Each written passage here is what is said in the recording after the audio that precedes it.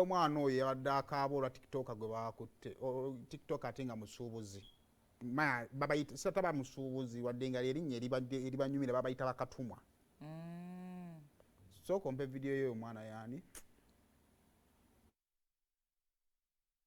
kunyamba mu ngeri yo ngenda kusaba obuyambi yenna ali yanaabasobodde okunyamba mu ngeri yonna gy'onaaba osobodde okunyambamu at the same time ngenda kuba nga ndabula bankuba kyeyo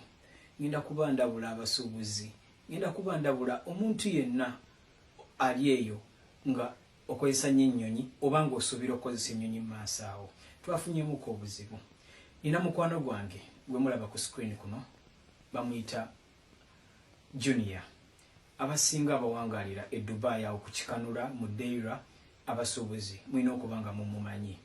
ne Uganda abamu ku bantu abatunda amasimu oba abasuubula amasimu nga musuubula Dubai omuvubuka ono mulina okuba nga mumumanyi bamuyita Junior omuvubuka ono yakwatiddwa ku airport e Dubai yes bamutisse enjaga Junior ono mukwano gwange kuviira ddala nga nkyali Dubai ya mukwano gwange so bamukutte naye nga abamutisse enjaga bantu bali ba mirundi ebiri waliwo agitikko okuva e Uganda ne wabawo a receivinga ali e Dubai oba omufuna nga sinagenda maaso mbadde nsaba muwulirize ka audio kano Junior ali mu kkomera ssaawa eno bamukutte ali Dubai nsaba owulirize ka audio kano ngenda pono neyampa ebinyeewa kino kikugamba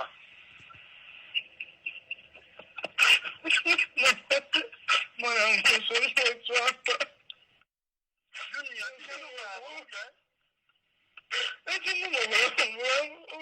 omwana wange owamba omwana wange swamba agenda beerawo atya nga siriiwo omwana wange sonda mbonaleka bambi ambuuzeeko mboleki malayika ambuuzeeko omutima gunnuma okwebagaza ndowooza malayika mpulira eddoboozi lya malayika nga limpita buli kaseera Junior abavuddeko mwana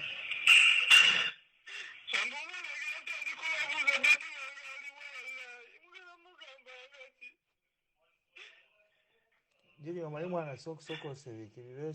osooke wowulira odiyo eyo eri heartbreaking emenya omutima emboozi y'omuvubuka atuuka ku ddungu n'azuula opportunity n'atandika okugikozesa okusobola okufuna living oba okusobola okufuna akasente kakati abaana bangi nnyo abagendanga UAE okunoonya ssente ne batuukayo nga emirimu gyegiri naye kati nyinza okuwa example nti waliwo ebiseera Uganda we yatukanga bannayuganda bagenda nnyo e Sudan e Juba kati time netuuka nga yes Juba market gyeri ey'abantu b'e Sudan abandyagadde okufuna emintu okuva mu Uganda naye because ne bannayuganda baali bangi abaali bagenze eri ne bannayuganda neefuuka opportunity ndala kakati omuwendo gw'abannayuganda engeri gye guli abangi nnyo abali mu Dubai, Abu Dhabi ne UAE yonna kati omukisa omulala ogwajja gwe gwa bannayuganda atuuse eri nga alina ebintu byandyagadde okuweereza omuntu we Uganda oba ontegeera kati n'abitikka then n'ayagala okujja ebintu e Uganda okubitwala eri bannayuganda eri omuntu abeere bweru naye ng'akyayagala okulya ku ttooke akyayagala okulya ku kinyeebwa ekyawano waliwo restaurants z'abannayuganda nga bw'ozigenda for example Mpombo restaurant bw'ogendayo emmere nga bw'ogirya e Kampala ebintu by'osuubira bye wandibadde ofuna e Kampala byonna amatooke ogalya nga gali fresh kati awo bagambye mu kikanula osanga balenzewo n'amatooke oba okitegeera bannayuganda baleeta emmere kakati guba mukisa gw'abaana bannayuganda nga mu wiiki ennyonyi agirinya emirundi ekyo ng'agirinya emirundi 3 agirinya ku Mande n'agirinya ku Lwokuna n'agirinya ne ku Lwokutaano oba n'agirinya ku Lwokusatu n'agirinya ku Lwomukaaga ng'abeera ku nnyonyi bw'ati lwaki akola bwakatumwa agenda n'ajjayo ebintu n'atwala n'ajjayo ebintu n'atwala nga basically gwe mulimu gwe agenda omaliriza omwezi nga afisiza obukadde 3 oba obukadde 4 kati agenda omalirizanga eyalinya n'agenda ku kyeyo ng'afuna 2 ono afunako omukisa n'alaba ku bakadde be waliwo wiiki gy'asobola okugamba nti kanneewummuzeemu so Bambi baana banja bali bafunye omukisa awantu awo naye kakati ndooza kuno kibe kyakuyiga kitya nti kakati tukijjewo waliwo kibadde ku level y'obwakatumwa kidde ku mulimu nti oli waaba akutumye mutwale obudde mu parking because wogenda mu mbozi n'ogituukayo eyamutikka enjaga yamuwa n'amugamba bitwalire brother wange watuuka wa brother n'amugamba wabikebedde nti nabikebedde